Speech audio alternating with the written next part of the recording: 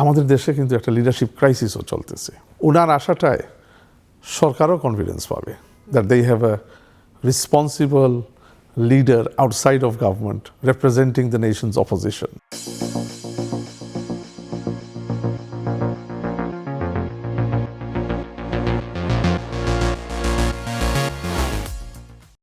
বাংলাদেশের রাজনীতি এখন শুধুমাত্র দেশের মধ্যে সীমাবদ্ধ নয়, প্রতিফলন ঘটছে দেশের বাইরে। বিশ্ব বাংলাদেশের রাজনীতি কেমন দেখতে চায় এবং বিএনপি পুরো বিশ্বকে বাংলাদেশের রাজনীতি সম্পর্কে কি ধারণা দিতে চায়, সেই সব কিছু নিয়েই আজকে আমরা খোলামেলা কথা বলবো।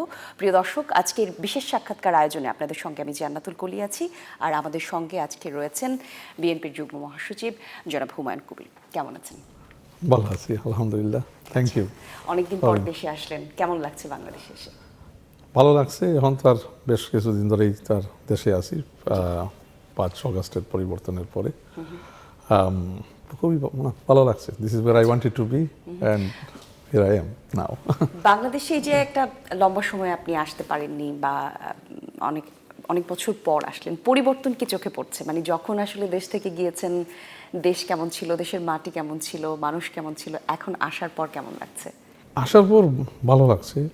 ইনফ্যাক্ট দ্য ফার্স্ট টাইম আমি যখন আসি 5th অগাস্টের আপরাইজিংয়ের পরে, এই স্বৈরাচার শেখ হাসিনাকে বিতাড়িত করার পরে যখন আসি, মানুষের মধ্যে একটা হাসি খুশি দেখছি, মানুষের মধ্যে একটা মেন্টাল পরিবর্তন অফ ফিলিং ফ্রি, এই জিনিসটা আমি অনুভব করতে পারছি। মানুষ আর মন রিল্যাক্সড। এই যে লম্বা সময় পর দেশে আসলেন, গ্রামের বাড়িতে গেলেন, আত্মীয় স্বজনদের সঙ্গে দেখা হয়েছে, বন্ধুদের সঙ্গে দেখা হয়েছে, সেই অনুভূতিটা একটু জানতে চাই। And I felt really good, just following on from the first question. যে প্রথম যখন এয়ারপোর্ট থেকে বের হইলাম, ডানে ভাবে তো সাইভাবে তাকাচ্ছি, মানে মনে হচ্ছে যে মানে দিস ইজ মানে ঢাকা তো অনেক আগেই, 16-17 বছর আগে দেখেছি। তো মানে এভরিথিং ফেল্ট স্লাইটলি ডিফারেন্ট। যেখানে ধরেন মাঠ ছিল, ওখানে বিল্ডিং উঠে গেছে। তো trying to recognise some of the places, but খুব ভালো একটা, আই ফেল্ট রিয়েলি গুড। আচ্ছা, আপনার রাজনীতিতে আসার গল্পটা একটু জানতে চাই। মানে রাজনীতিতে কিভাবে আপনি জড়ালেন? রাজনীতিতে আমি ছিলাম ওখানে, মানে আমার বেড়ে ওঠা যুক্তরাজ্যে। তো ওখানেও আমি রাজনীতিতে I was quite active. But বাংলাদেশের রাজনীতিতে আমার ইন্টারেস্টটা গ্রো করে যখন আমি দেশে আসা যাওয়া করতাম উইথ মাই প্যারেন্টস। তারপরে আপনার নিজেও আসছি 1-2 বার। আমার জায়গা থেকে যদি কিছু করতে হয়, যেহেতু আমার রাজনীতিতে একটা ইন্টারেস্ট সবসময়, মানে I had from an early age, মানে আফটার 17-18 ইয়ার্স অফ এজ আমার সবসময় একটা ওয়েলফেয়ার সেন্ট্রিক রাজনৈতিক ইন্টারেস্ট ছিল। সেক্ষেত্রে আপনার আর তারেক রহমানের পরিচয়, বা আপনারা কিভাবে একইভাবে রাজনৈতিক চিন্তা ভাবনায় জড়ালেন, সেই গল্পটা একটু শুরু থেকে যদি বলতেন। That was, at the back end of 2006. মানে ওই সময় আমি বিএনপিতে যোগ দেইনি, বাট একটা ন্যাশনালিস্ট ন্যারেটিভের মনোভাব নিয়ে নিজের জায়গা থেকে আমি চেষ্টা করতাম সবসময় ইউকেই থেকেও বাংলাদেশের কথা বলা। তখন একটা ডিফিকাল্ট পিরিয়ড আসলো 2000, ওই যে জাস্ট 7-8-এর দিকে। তখন আমি মনে করলাম যে no, I need to do something. এবং লিডারের রাজনৈতিক যে দর্শনটা, ওইটার সাথে আমার একটা প্যাশনেট এঙ্গেজমেন্ট ছিল। I started doing some engagement internationally, talking about the situation, talking about how the leaders human rights are being violated, how he is been repressed in prison. তো যখন উনি আবার পলিটিক্যালি অ্যাক্টিভ হইলেন, I got acquainted. So ওনার একটা বিশ্বাস ছিল যে বাংলাদেশের মানুষ ওনাকে will give him one chance, এবং ওই চান্সেই উনি প্রুভ করার চেষ্টা করবেন যে বাংলাদেশকে একটা জায়গায় নিয়ে যাওয়ার ওনার ভিশন আছে। That has now encapsulated in a plan. যেটা উনি আসলে সেই বলেন, জায়গাতেই আসলে আমরাও জানতে চাই, আগ্রহ নিয়ে, যে উনি যে আসলেন এত বছর পরে, এসেই উনি বলেছেন যে আই হ্যাভ আ প্ল্যান। কি সেই প্ল্যান, আমরা আসলে বিস্তারিত জানতে পারি কিনা? ওটাকে দেশের জন্য স্পেসিফিক কোনো প্ল্যান, নাকি বিস্তর আসলে ব্যাখ্যা করতে পারেন আপনি এই বিষয়টা নিয়ে যদি একটু বলতেন? প্ল্যানটা হচ্ছে to develop the country and to safeguard the country's national interest. বাংলাদেশের মানুষের national interest. Primary education will have priority, health will have a priority. একটা হেলথি নেশন না থাকলে first and foremost you cannot do anything. In terms of রাস্তাঘাট, job creation, we have a youthful population around 50 to 60 million. You have to look forward, not backwards. So in our planta, it looks forward, creating job opportunities, creating an environment where young people can do business by banking facility, banking services that cater to facilitating young people to enter entrepreneurship, think of good business ideas. We're looking at making regional hubs where certain products are made in certain regions, but mainly targeting SME businesses. A government led by Tariq Rahman will not be spending money on just building structures or unnecessary mega projects. Yes, mega projects are needed, but value for money হইতে হবে। আগের শেখ হাসিনা রেজিমের মতো 12,000 কোটি টাকার project 42,000 কোটি শেষ হবে না। So he wants money spent on, for example, education.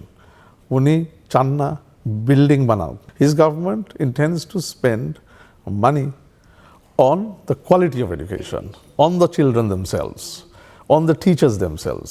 বাংলাদেশের এখন পলিটিক্যাল যে সিচুয়েশন, সেই জায়গায় তারেক রহমানের ফেরা কেমন ইম্প্যাক্ট পড়বে বাংলাদেশের পলিটিক্সে, আপনার কি ধারণা?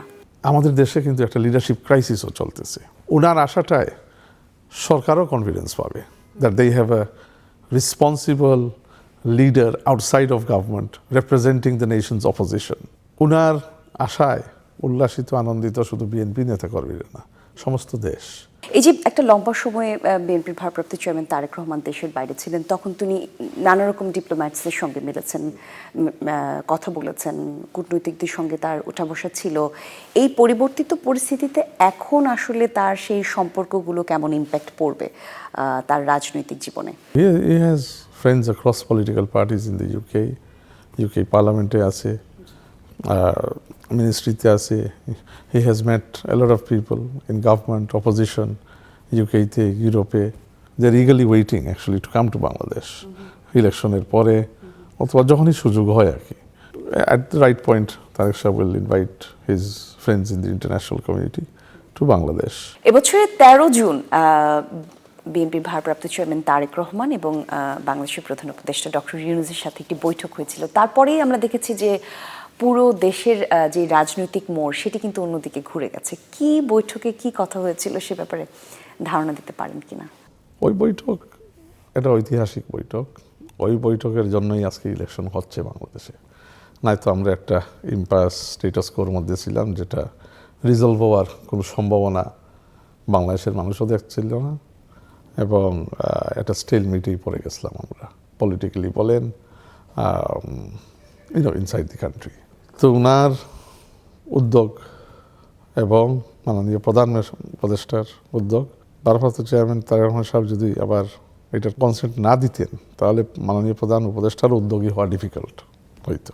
তো এই ক্ষেত্রে আমি বলবো আমার দলের নেতা ভারপ্রাপ্ত চেয়ারম্যান তারেক রহমান সাহেবের একটা অনন্য অবদান এখানে। এই বৈঠকটা যদি হইতো না তাহলে we would have been in a grave state. It will remain the focal point of a great milestone, 13th of June, for propelling Bangladesh into democratic transition. এই বৈঠকটা ঐতিহাসিক। আমরা একটা ছোট্ট বিরতিতে যাব, বিরতির পর আবারও এই আলোচনায় ফিরছি। দর্শক দেখছেন বিশেষ সাক্ষাৎকার। আজকে আমাদের সঙ্গে আছেন বিএনপির যুগ্ম মহাসচিব জনাব হুমায়ুন কবির। আমরা তার সঙ্গে কথা বলছিলাম। একটা ছোট্ট বিরতির পর আবারও ফিরছি, সঙ্গেই থাকুন। আরও একবার আমন্ত্রণ, আপনারা দেখছেন বিশেষ সাক্ষাৎকার। দর্শক আজকে আমাদের সঙ্গে আছেন বিএনপির যুগ্ম মহাসচিব জনাব হুমায়ুন কবির। আমরা কথা বলছিলাম তার সঙ্গে। আপনি আজকের আলোচনার শুরুর দিকে আমরা যখন কথা বলছিলাম তখন আপনি বলছিলেন যে বাংলাদেশ জিওপলিটিক্যাল জায়গা থেকে খুবই গুরুত্বপূর্ণ একটি দেশ। সেই জায়গা থেকে ভারতের সঙ্গে আমাদের এখন যে সম্পর্ক, 5ই আগস্টের পরের যে সম্পর্কের কথা বলবো, মানে এখন আসলে বিএনপির নেতৃত্বে বা তারেক রহমান আসার পর ভারতের সাথে বাংলাদেশের সম্পর্ক কেমন হবে সেই সম্পর্কে একটু ধারণা দিতে পারেন কিনা? দেখেন, Tarique Rahman led BNP government in Bangladesh will prioritise সম্পর্ক উইথ এভরি কান্ট্রি। ভারতকে বুঝতে হবে যে এখন শেখ হাসিনা আর আওয়ামী লীগ বলতে কিছু নাই বাংলাদেশে। এখন বাংলাদেশের মানুষের সাথে সম্পর্ক করতে হলে they have to be responsible in their conduct and behavior in restraining Sheikh Hasina's terrorist behavior. Sheikh Hasina is a terrorist now. পালিয়ে গেছে 1,500 মানুষ হত্যা করে। তাদের যে একটা সাবসার্ভিয়েন্ট এখানে ছিল এতদিন 15 বছর, এইটা আর নাই, ওই বাংলাদেশ মরে গেছে। So 5th August is a clear message আপরাইজিংয়ের মাধ্যমে যে দিস কান্ট্রি, আমাদের দেশের মানুষ এখন আর কারোর কাছে সাবসার্ভিয়েন্ট হবে না, আমরা আমাদের ইন্টারেস্ট নিয়ে চলবো, আমাদের মতো চলবো। আমরা আর ভারত মিলে we have the largest youth population in the world. It's a billion plus. So we have to look forward, not backwards. আর এইসব রোগ অ্যাক্টিভিটিস দিয়ে তখন আমাদেরকে যদি নর্থ ইস্টে খুঁজায় তো স্বাভাবিক পাল্টা হবে, তো আমরা তাও we will also take some steps. মানে ডেভেলপমেন্ট, উই ওয়ান্ট এই ফ্রেশ স্টার্ট।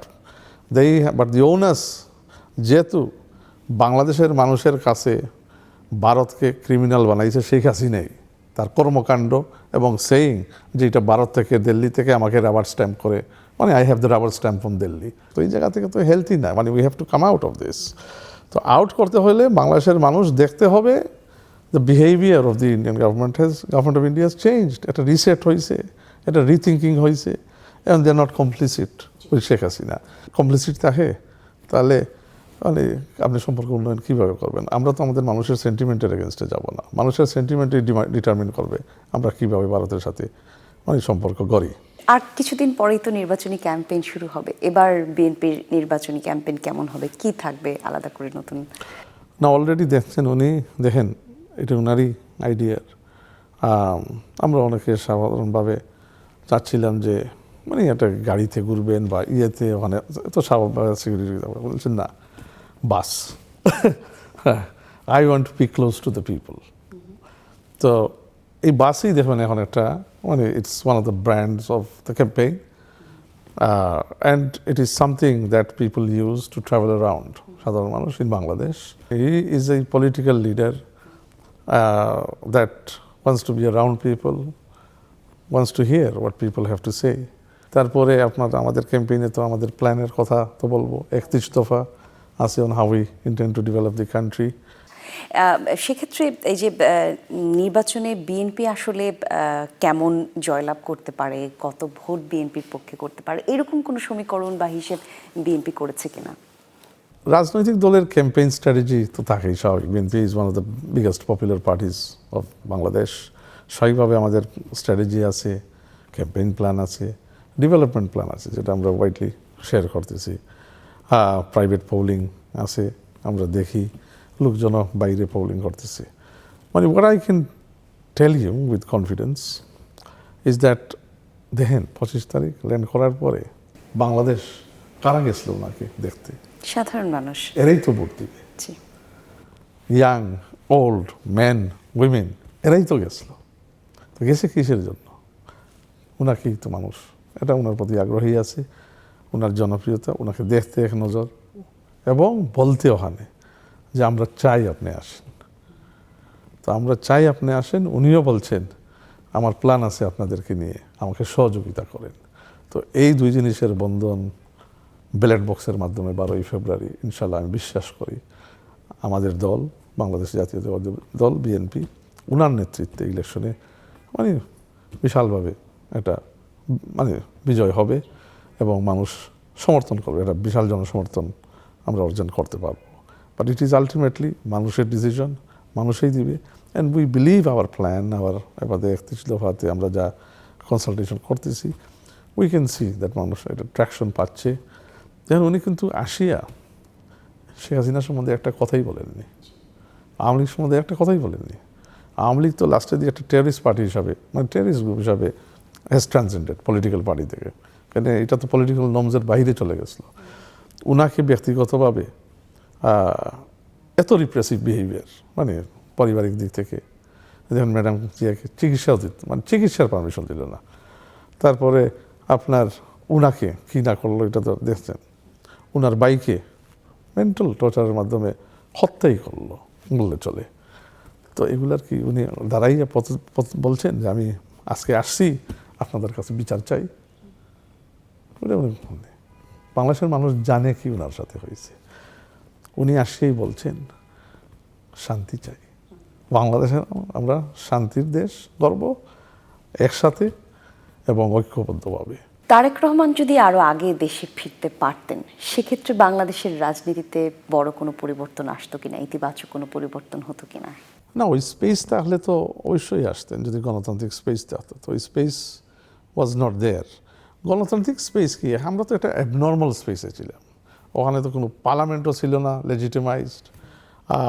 মানে উনি is a unique political leader.